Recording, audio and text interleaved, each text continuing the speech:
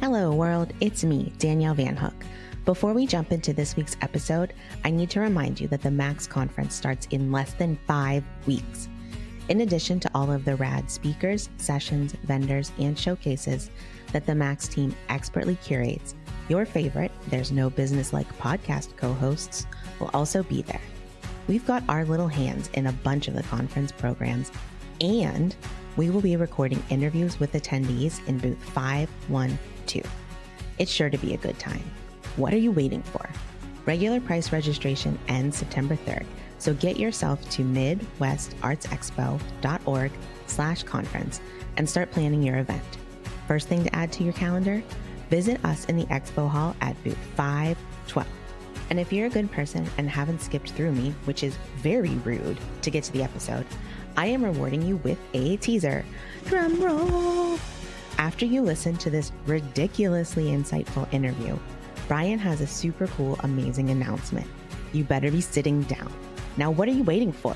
Cue the music! Hello and welcome to There's No Business Like, a podcast where friends and industry colleagues explore topics and interview leaders in our industry of professional theatrical touring. Hey friends, welcome back. I'm Kevin Maynard with Quad City Arts, and I'm joined here with my friends Katie. Hi everyone, Katie Miller with Michigan Maven Creative Associates. Brian. Brian Zelmer from KU Presents in Kutztown, Pennsylvania. Danielle. Hey, it's Danielle Van Hook from the Alden in McLean, Virginia. And Josh. Josh Benson, rocking it out in Marion, Illinois at the Marion Cultural and Civic Center. Well, friends, this week I got to sit down with a longtime idol of mine, Randy Cohen, and I'm excited for you all to hear that interview. I want to start off with a little question. What's an art moment in your life that was a small transformation for you?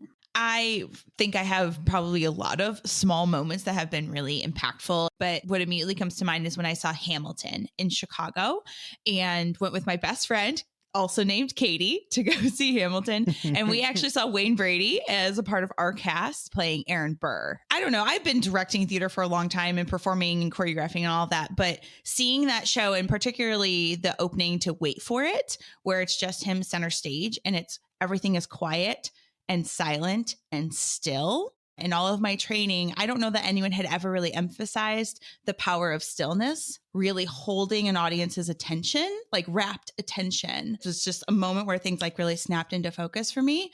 And I've really held that as like something I try to bring to every project I do, is like finding those moments of stillness and quiet to really emphasize the other things that you're doing. This one time, a friend of mine, we went to a holiday market, just looking around for gifts, maybe some things for ourselves or whatever. And it wasn't great. And we were sort of like walking out, and I noticed this lady's like very small stand. And there was like something about the art that was standing up that just like drew my attention. And I walked over and I just like made eyes with this piece of art, and I just like fell in love with it. And it's a picture of an otter, and it's painted, and he's wearing glasses, and he has an expression on his face like you just walked in on him while he was trying your glasses on. And it's perfect in every way. And I kind of remember my friend being like, you're not gonna buy that otter picture, are you? And like I had my money out. I was like, thank you, this is mine. And on the back his name is Otto. And it like hung in my room, like, you know, in my apartment for a while. And it's been in every place I've lived since then, which is probably going on 10 years now. And he always like ends up in the bathroom. And he's now in my kid's bathroom. And so like every time I see him, I'm just like, he still looks like he's like surprised to see me. But also it just like reminds me of that time in my life and all the places me and Otto have been together. Mostly bathrooms, watching people pee. Got it. I would have a surprise look as well. This is hard to think of because of the small transformation part of the question. I've experienced a ton of transformational moments in the arts, but most of them I'd say were impactful. Okay, I've mentioned this in a previous episode, but late at night when I was a teenager, just flipping the television stations trying to find something to watch, and I landed on PBS. I think it was the end of a concert. It was probably the Three Tenors or something, because I was into that then. And that ended, and the next show came on, and I was too lazy to get back up and change the channel. And it was just this man's head in the frame talking, not doing anything else. There were no bells or whistles, no sets, no anything. and it turned out to be Spalding Gray performing Swimming to Cambodia. And I was mesmerized for 90 minutes watching just this man sit at a table and talk. It was really incredible. And I was just amazed at how engrossed I was that something so minimalistic could capture my attention, and the storytelling was just something that resonated with me, and that turned me on to minimalism in storytelling. I've told this story before, but we had hip lay ballerinas come in, and I was convinced that I had been doing a really good job up to that point of programming for everyone in our community until I saw the crowd that came out for that show and realized that I had not been serving the community well whenever I saw what it looked like whenever I did. It was a small moment, but it completely changed the way that I approach programming for the community and with the community instead of what I conceive to placate the community. And so it was a pretty big shift for me. That's great, Josh. For me, it was starting my job here at Quad City Arts and starting to have to work in the visual arts more. Prior to this, I didn't think I was into the visual arts, and I always wanted to be, just never could get that. But what I started to realize while working here is I would see some exhibits and realize like what I liked about art, and starting to realize that there are certain styles of art that I don't like, but I can see why it takes talent to create that.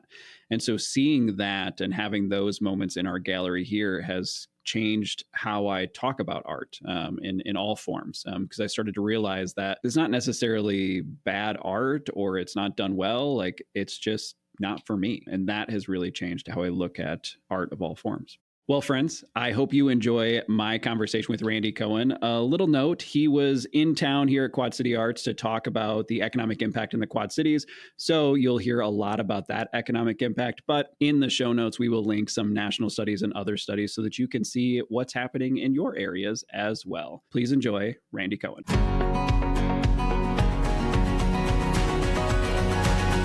I am Randy Cohen, Vice President of Research at Americans for the Arts, and we are a Washington, D.C. based organization that's been around since 1960.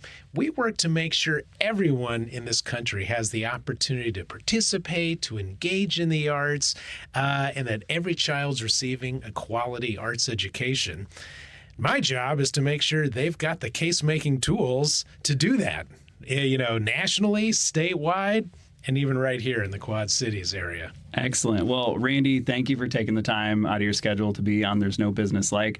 I will say that this has been a conversation that I have been looking forward to for a long time, even before we started this podcast, because I have always been impressed with your ability to effortlessly talk about the importance of the arts. And obviously that comes from years of practice, lots of research, having those nuggets and those tools. But before we dive into all that, I want to jump back earlier in your life and find out, where did your passion for the arts start? It started when I was young. I was not a great student in school. Whatever was going on outside the window, that was the most interesting thing that day.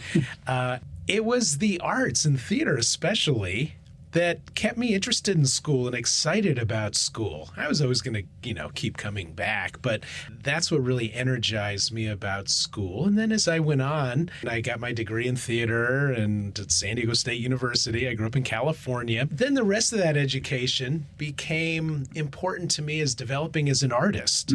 So even my general education in college, everything just sort of led me to that point.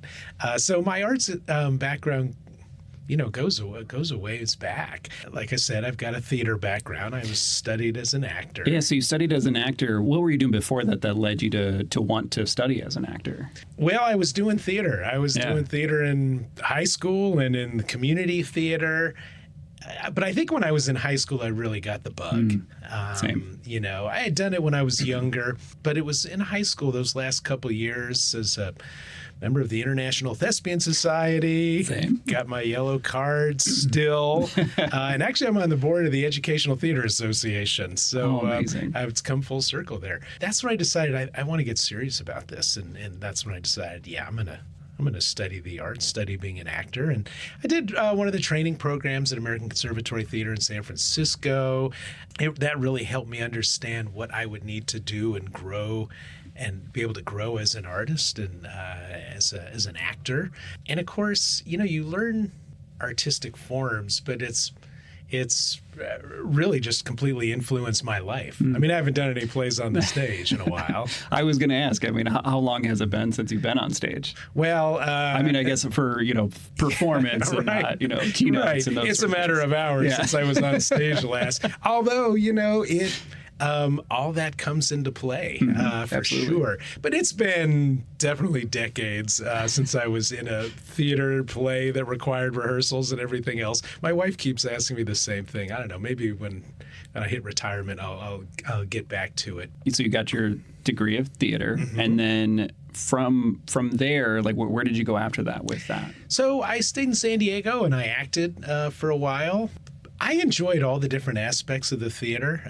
I did a lot of theater for young audiences, a lot of arts education, set up arts education programs for some of the big theaters. The acting bug kind of left me a little bit. Yeah. I mean, you really just got to want to do that. Nothing else, right? You know this. Oh, yeah. But eventually, me and another person, we started a theater company, San Diego Theater for Young Audiences. And so it was a professional theater company that did plays for young people. And we focused around San Diego County and did that for a few years. But they were lean years. It was a small organization, hard to raise money. So I also, in addition to my theater background, I have a medical research background. This is something I wanted to get into because I read something in your bio and I went, really? It's because I was reading that you did medical research at Stanford University and Scripps Clinic and Research Foundation. Yeah. So where does that tie in? I mean, obviously it ties in now, but like when did you start doing that? It's interesting. It was actually when I was in high school, I started just doing some hourly work at Stanford, just through kind of a connection. Moving paper and just doing some different things. I was getting $4 an hour, and that was great. Yeah. But I was really interested in the science as well. Theater people wondered what I was doing in the sciences, and the science people wondered what I was doing in theater. But it's the same process of exploration, right? What if we try it this way? What if we try it that way? It's not just problem solving, it's problem identification. And here's what are 5 solutions. And so for me, there was really a lot of alignment there. And there came a point, sort of another one of those points where it's like, which way am I going to go? Yeah. Where I thought, well, do I want to really go down this medical research road? Because it was very interesting. It's very creative and fascinating and multidisciplinary, like the arts. But I did the arts for a while, the sciences for a while. I did them both. And then the arts kind of called me back. And so I redoubled myself towards the arts. And what was that called? What called you back? I think that's just where my heart was. Yeah. And I could see myself in the arts farther into the future. Honestly, I thought about, do I really want to do brain research and sleep research? Do I want to look at polygraphs for another 30 years? And I didn't think I did, actually. So, we take these paths in life. And one thing I learned, from my arts training, and I remember William Ball at ACT in San Francisco would give this positation lecture. You say yes to everything in life because that's what keeps you connected to your intuition and, where all the creativity lives. And I mean, we hear it a lot now. People talk about improv, and everything. But that's really guided my whole life, And, it means you take on new opportunities and new ideas. Sometimes they're mysterious ones that you don't know where they're going to get you. And you have to have coffee with, a lot of people you maybe wouldn't have normally said, but you say yes. Yeah. And so even now that I work in arts research, it's still that artistic training serves me every single day. Yeah. Well, I think it definitely does. I mean, obviously, with the keynotes and the conversations and those sort of things, hearing you talk about the research element side of that, I can see the artistic through line there. I mean, obviously, there's some creative problem solving there, but that research is storytelling. I mean, it's the same thing. I mean, which is, obviously, you've got a great stage presence when you're talking about the impact of the arts. It is driven by the data that, with that gathering and that storytelling. So that makes a lot of sense there. Yeah. Well, and I've got a golden rule for advocacy at Americans for the Arts. No numbers without a story, no stories without a number. So it's exactly what you're saying. I love that. So at what point were you able to sort of marry those two worlds and start doing research in the arts? in San Diego, and I was sitting in my theater office and going through the stack of mail that day, literally sitting in front of the trash can, just burying most of it. And the San Diego Commission for Arts and Culture had a newsletter, and on the back, literally in 1 by 1 inch box in small print, it said, National Endowment for the Arts, Arts Administration Fellowship applications due. And for some reason, that caught my eye. Honestly, if there was a mosquito buzzing around, I would have completely missed it and thrown the thing right into the trash. And I kind of pulled that aside. I was like, well, that's interesting. I wonder, I didn't even know what it was. And this was back 1990, and I applied. And it was a 13-week paid fellowship at the NEA. And unfortunately, it's a program they don't do anymore. I wish they'd reinstate it. It's just a great one. And you come to Washington, D.C., and you learn all about the NEA, all about the national policy issues. And of course, this was in the middle of the culture wars, the Mapplethorpe, Serrano, and Jesse Helms, and Newt Gingrich. And I came to DC and my mind was blown open. I thought, oh man, this is what I want to be doing. I want to be advocating and championing the arts in this environment. And you go to Washington, D.C., and that's a place where that arts training and background and your research training and background, just hand in glove. They went together perfectly.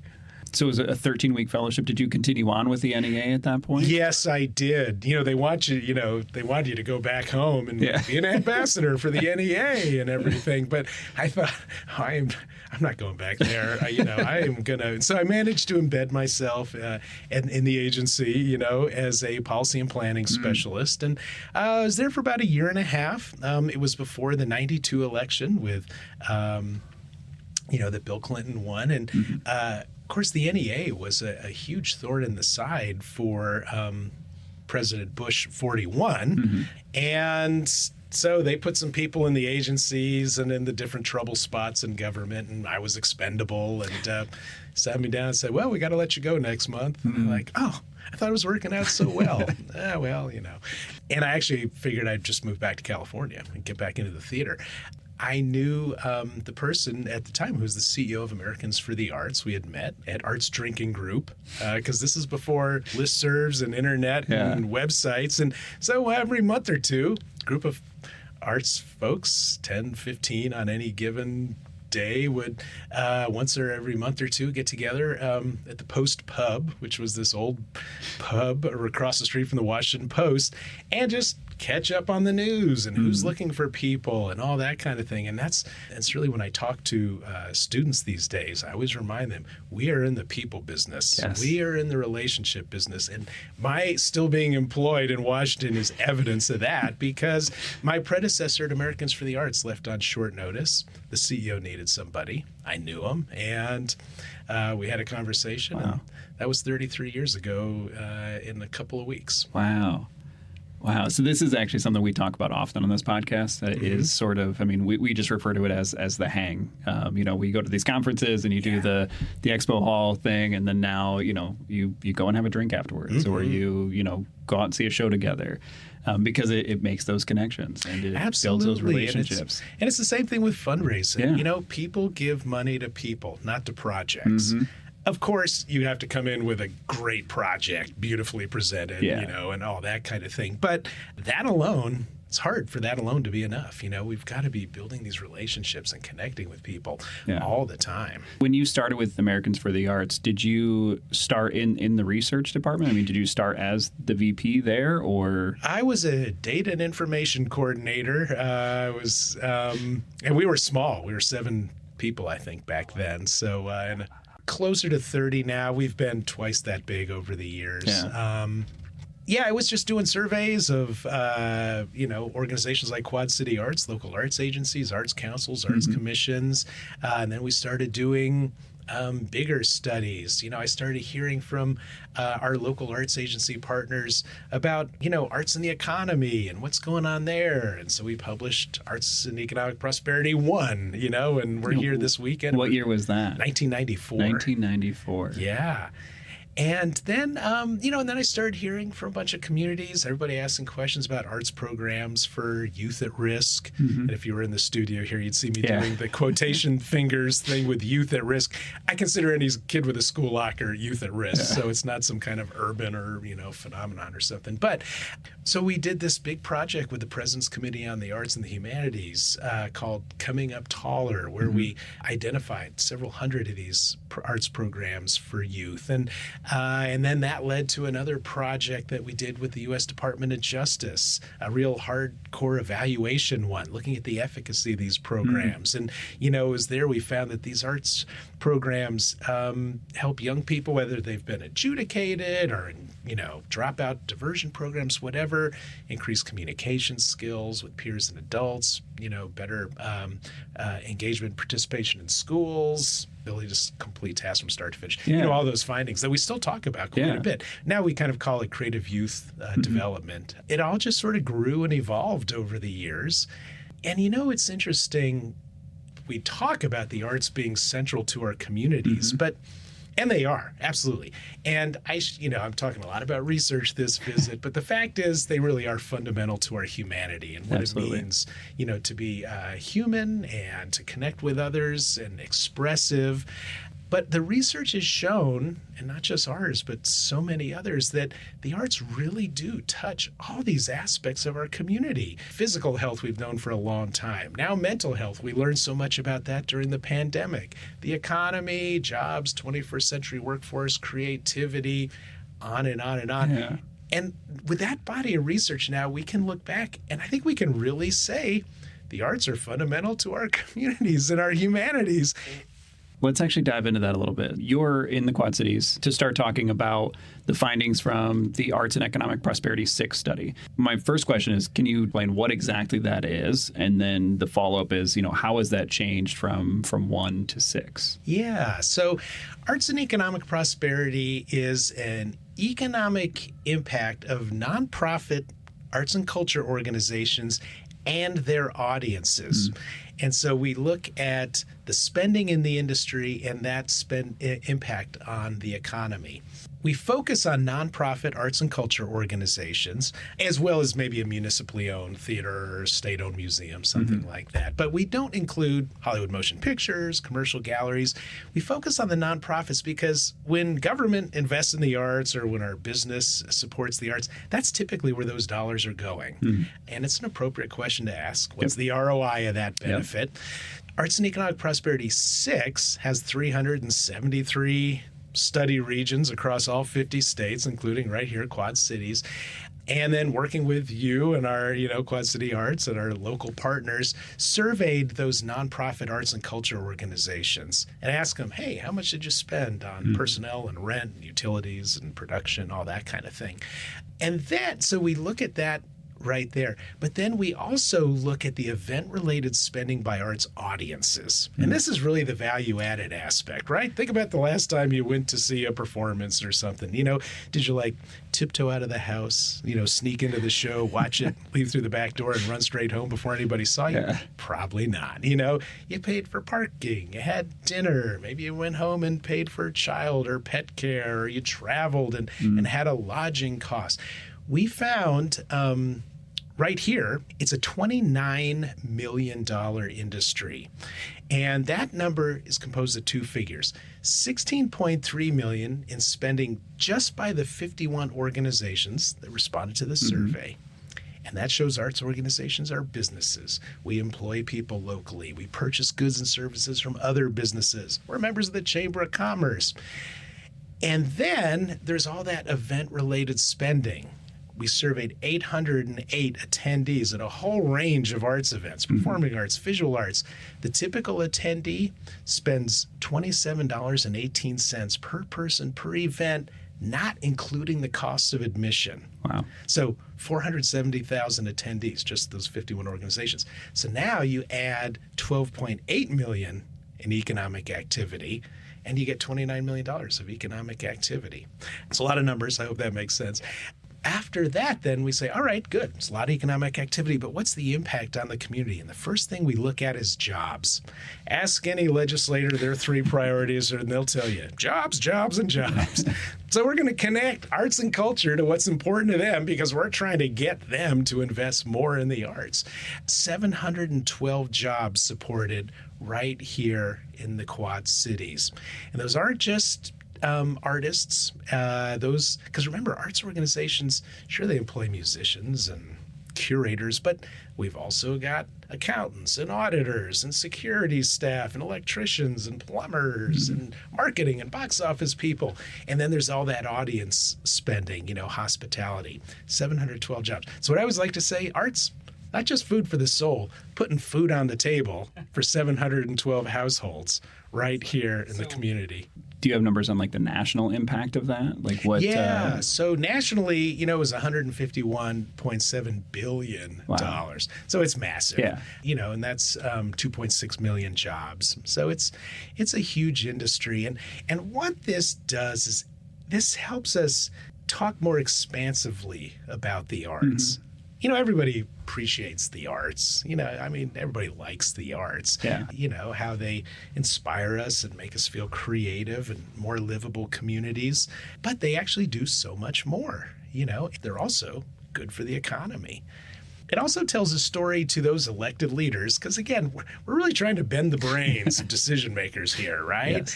Yes. $6.2 million in local, state, and federal government revenue just as a result of that $29 million of economic activity. Wow.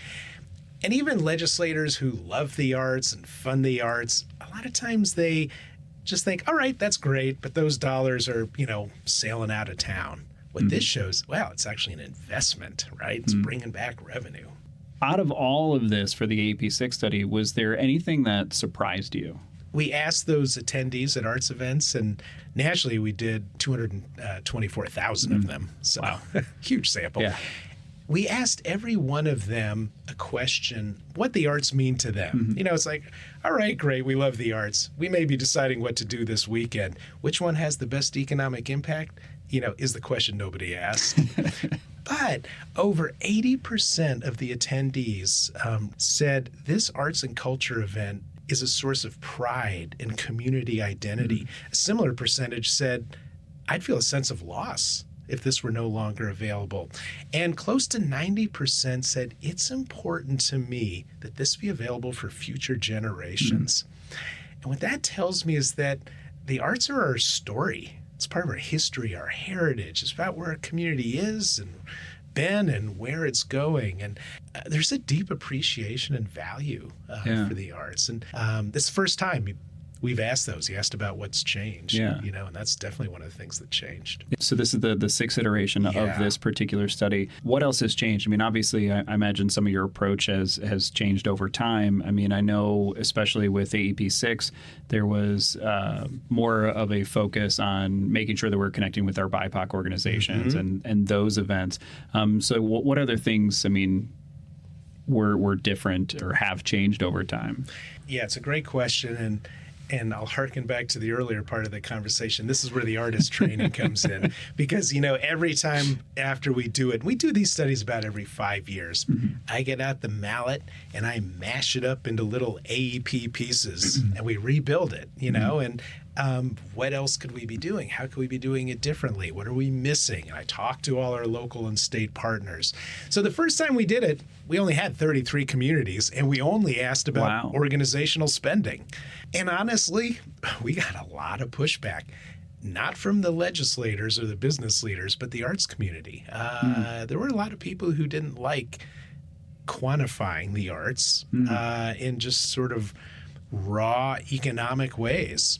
And I can appreciate that. I think it took a while to help people understand this isn't in lieu of those fundamental spiritual aspects of the arts. This is just an addition to, we're just sort of calling out some of the additional benefits. And we're speaking a language that certain decision makers in our communities need to hear. Yeah. One of the things we also started to do then, a couple studies later, was the audience spending, because we didn't do that for the first couple times.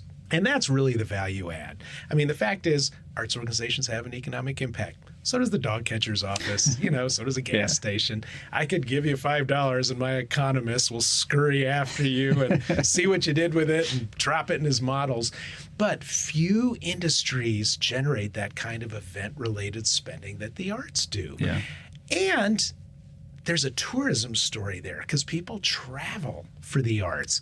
So one of the things we found is, we look at spending by the attendees. We also ask people for their zip code.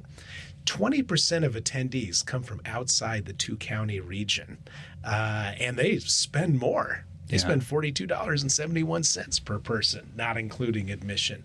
And when we asked them why they're there, 80% said we came specifically for this arts event. Wow. How does that hold up nationally? Like very yes, numbers? That's a little higher than national. Nationally, we're at about 77%. Okay. The data here in the community were very strong, really across the board. Great. That was even that question there. That was an evolution because the first time I did it, I said, "Hey, look at this audience spending." And then the business community came right out and said, "Yep, and they're all visiting in town on business. And isn't it great while they're here, they're catching your arts?" And I'm like, "Oh, man, they got me on that." So we'll find a way.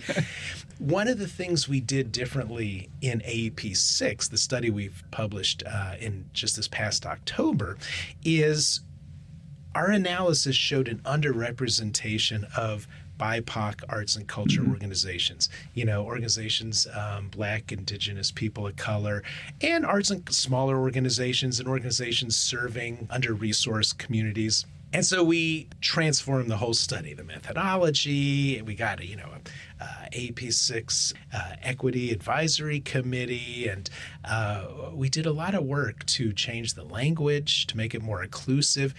And here's a big change. It used to be economic impact of the arts. Now it's economic impact of arts and culture.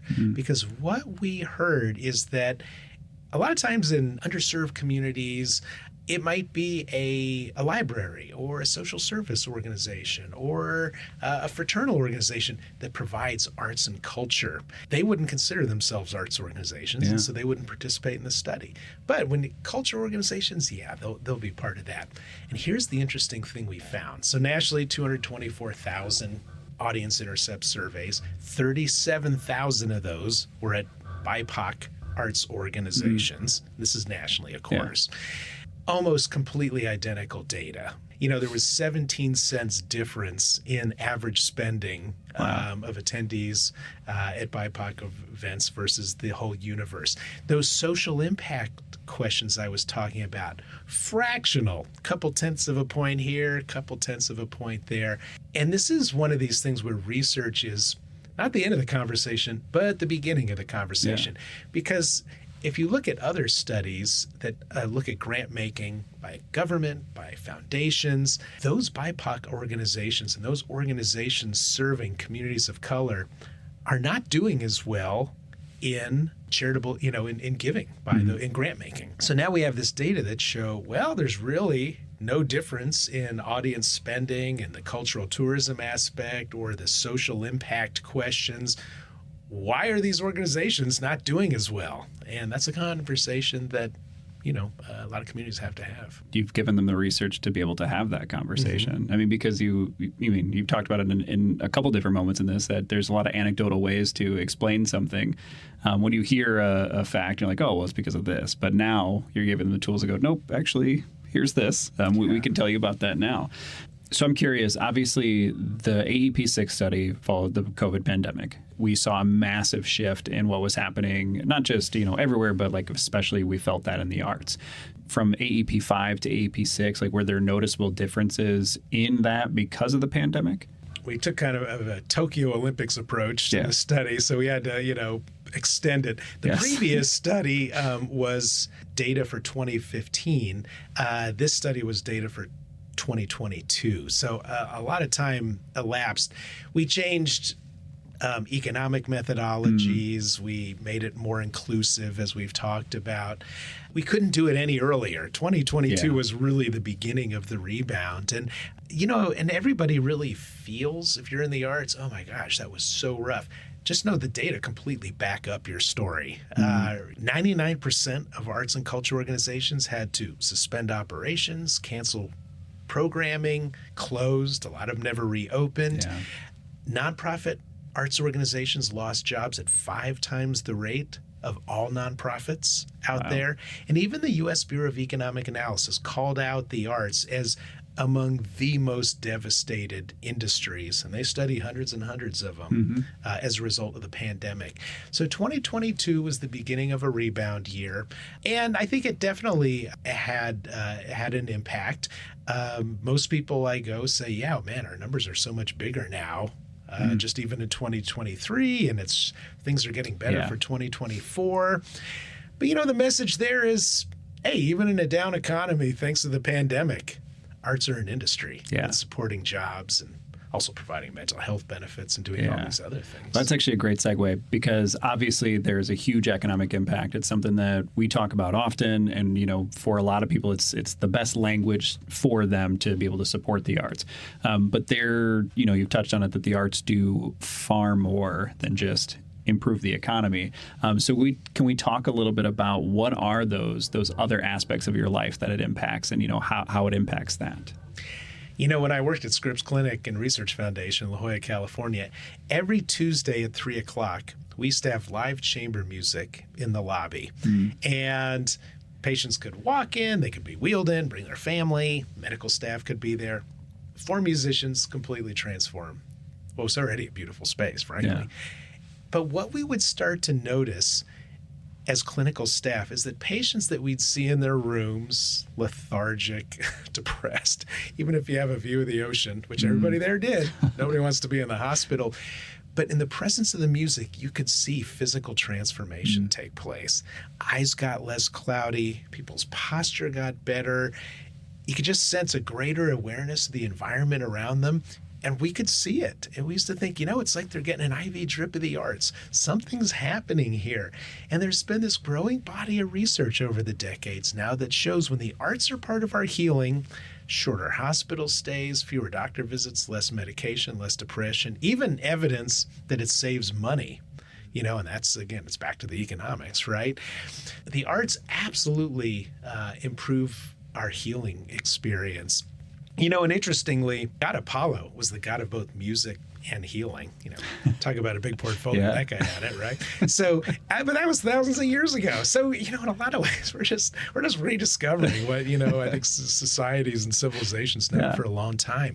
But then during the pandemic, when mental health issues tripled. The Census Bureau tracks mental health issues in this country, and it spiked. So we were part of a big international research study with University College London, University of Florida, where we looked at tens of thousands of people who did these online surveys every week. God bless them. Thank you if you're out there. And they talked to us about their activities and, how they were feeling, and just a different panel of questions. The big takeaway on that is that people who did some kind of arts, crafts, creative, expressive experience, could be culinary, how many loaves of sour bread do we eat, right, during the pandemic, a half hour a day showed less depression, less anxiety, higher rates of life satisfaction. And at a time when loneliness and isolation was off the charts, there's the arts again. So it's really powerful. We see, there's been so much research done on education, right? This is something we're worried about. And these are I'm just pulling the issues right off the front page here, right? Jobs, the economy, education. Now, the research is clear that when the arts are part of a young person's education, they have better grades, better test scores, lower dropout rates, and those are findings that cut across all socioeconomic strata. So it's not an affluence phenomenon. It's not an urban phenomenon. Every child stands to benefit. And I think it's just one of the most important things we can be advocating for. And it's not just about creating the next generation of artists. I mean, that'll happen. It's just about creating more well-rounded, civically engaged people. Yeah.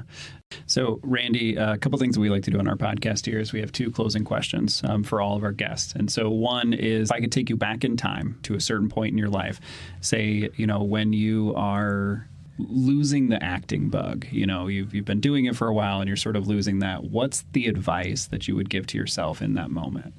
It's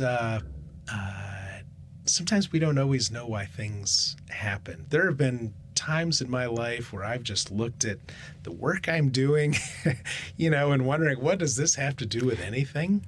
And then it turns out what I learned there came back to serve me later. And so chin up, keep saying yes to life. Sometimes it feels like a grind.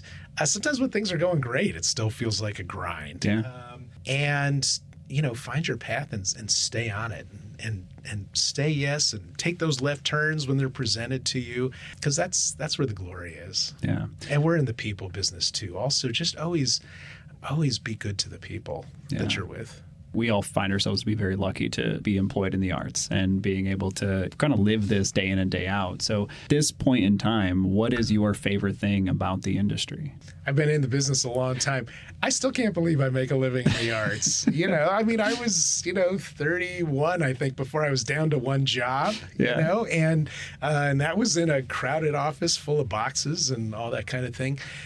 I just feel like we're on the right side. The arts are on the right side of what needs to be done in this country.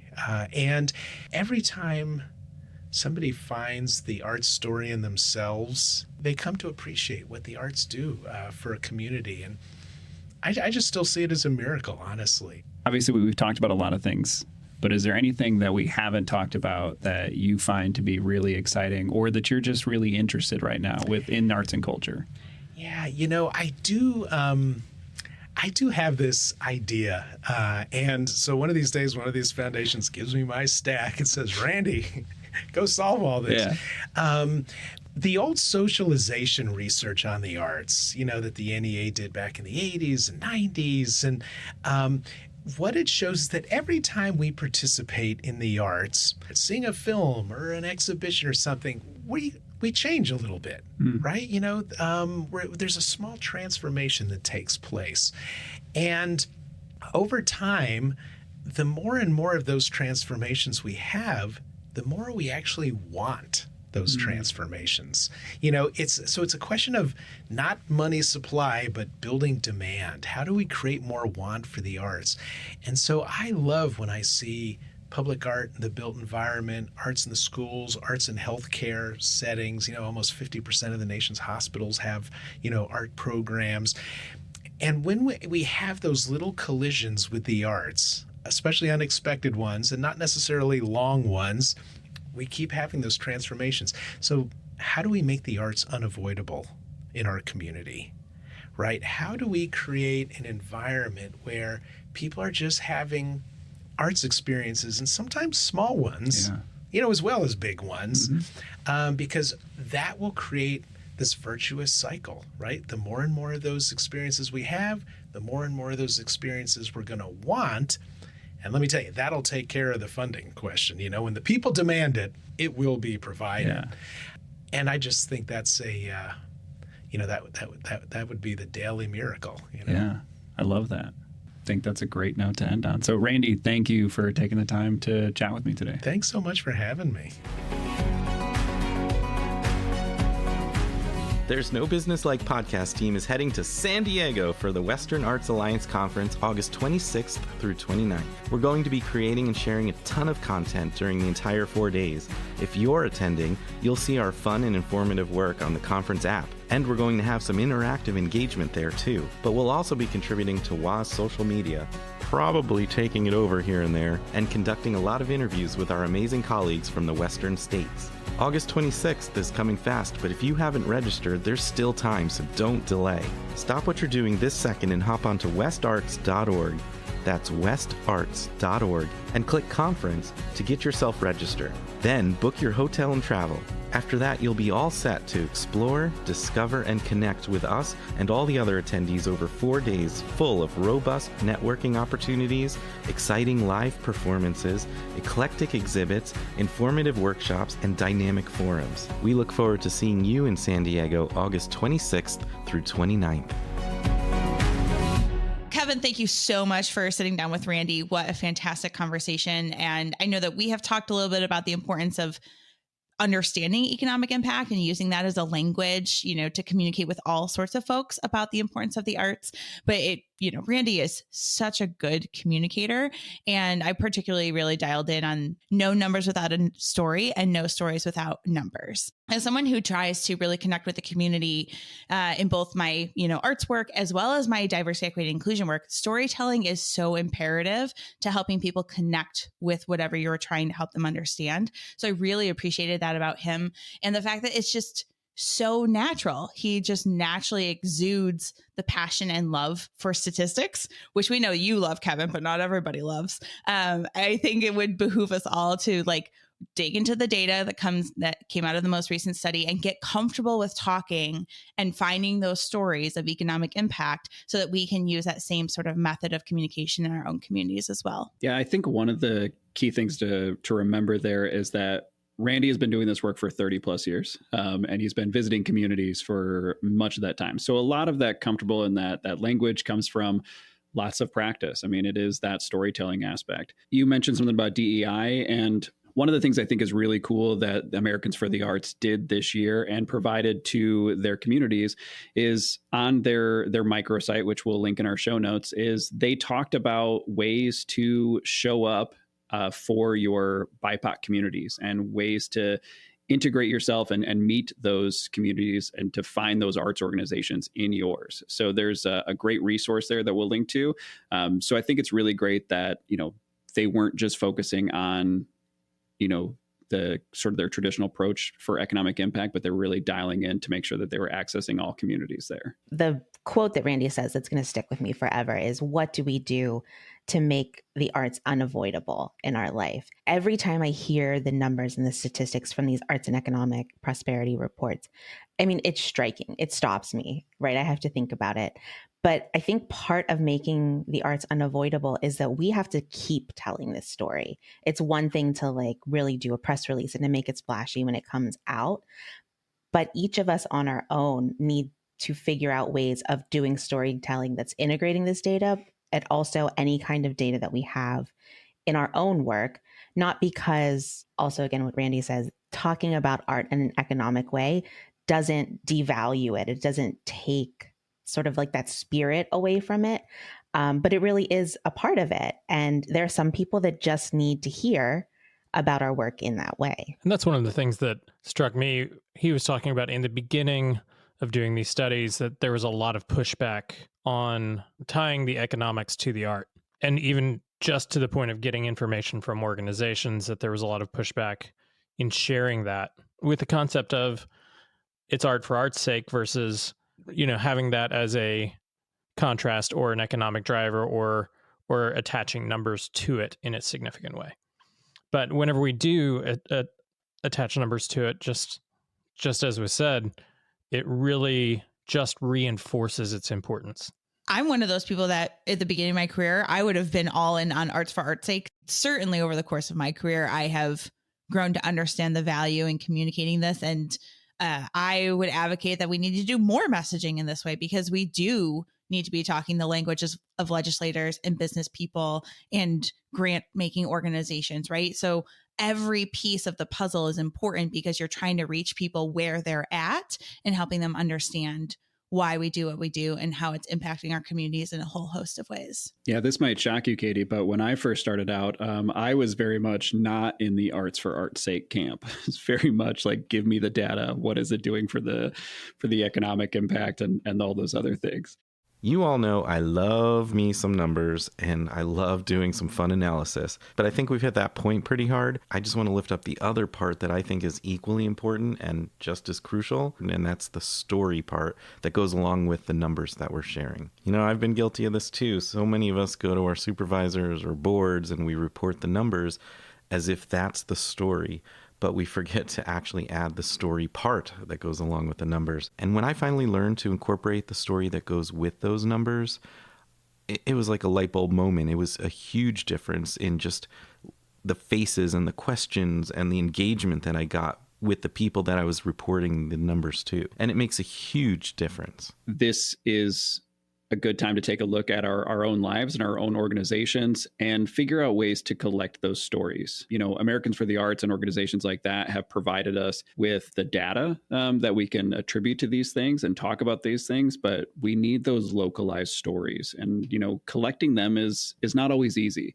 There has to be a method in place to do that. And so I think now's the time for organizations to take a moment to go, how can we do this? What is an easy way for us, given any size of our organizations? Listening to Randy talk about all the different iterations of the arts and economic prosperity reports and how much they've changed throughout the years, and just like his ability to talk about the project so seamlessly because he was there at the beginning. He's been there at every iteration. He's been talking to all of the stakeholders. He is the perfect messenger of this information.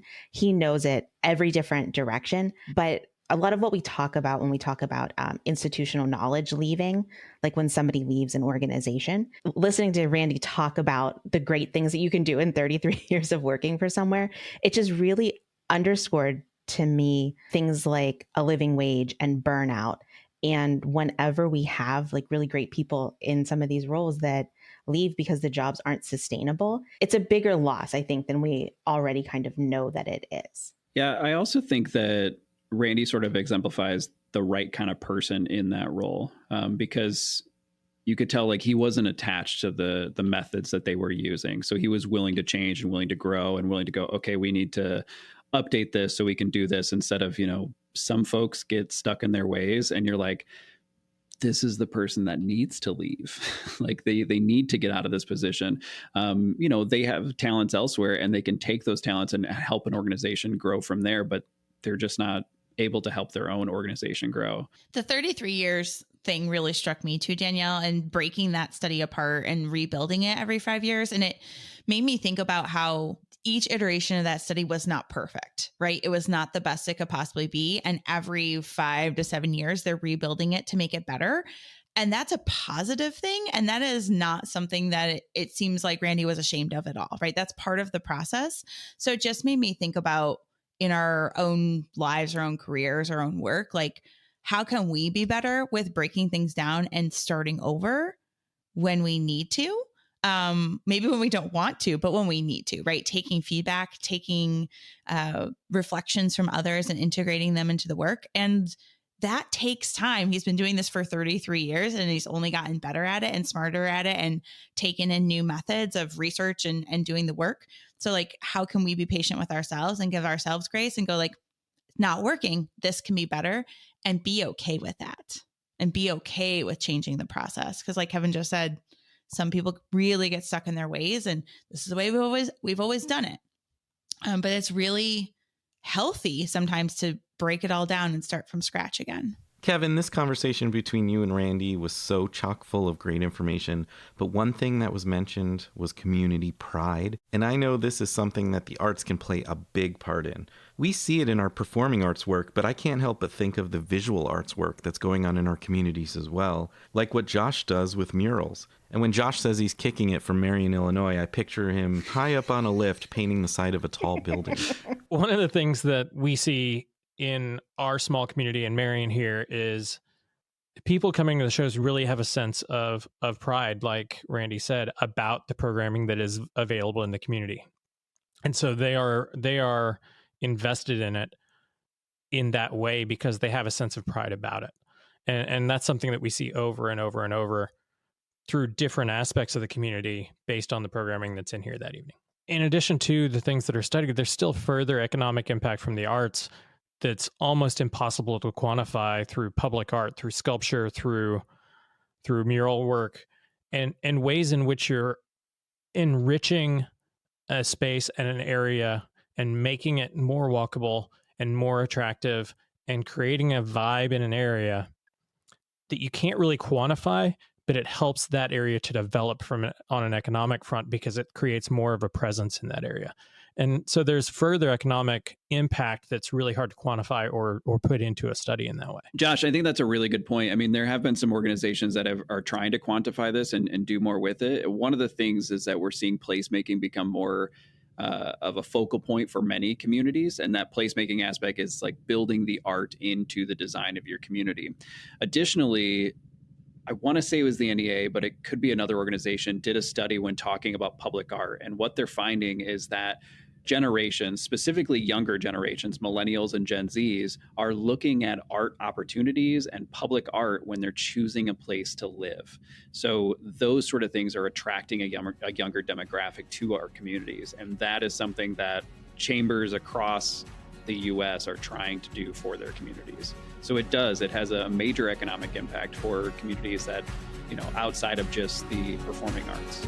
Well, friends, thank you for listening to this episode of There's No Business Like. We look forward to you tuning in next week. All right, everyone. Thanks for listening to There's No Business Like. Our producers and hosts are Brian Zelmer, Josh Benson, Kevin Maynard, Katie Miller, and me, Danielle Van Hook. Views expressed in this podcast are ours alone and are not reflective of the organizations we are a part of. Keep up with us at nobusinesslike.com. There you'll find links to all of our episodes and socials. If you like this podcast, give us a like, a follow, a review, or our favorite, a 5-star rating. Oh wait, what was that site? I got it, don't worry. It is nobusinesslike.com. Do I sound out bus-I-ness every time I type it? Yep, sure do. Stay in touch, my friends.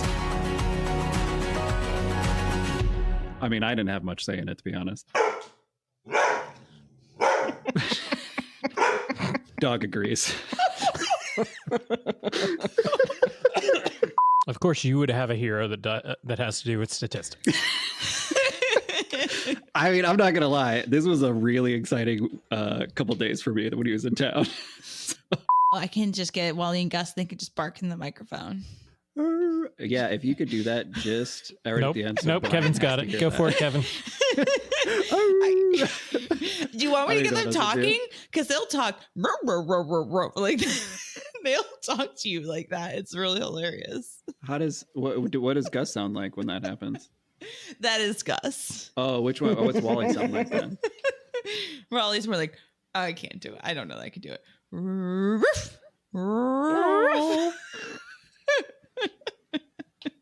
Don't use that. You're welcome. No. I have to be serious now. I'm trying to start a business. We have dog noises from 2 people now. And 2 variations from Katie. Great. And now we have dog noises. Kevin. And now 2 different voices from Katie. Like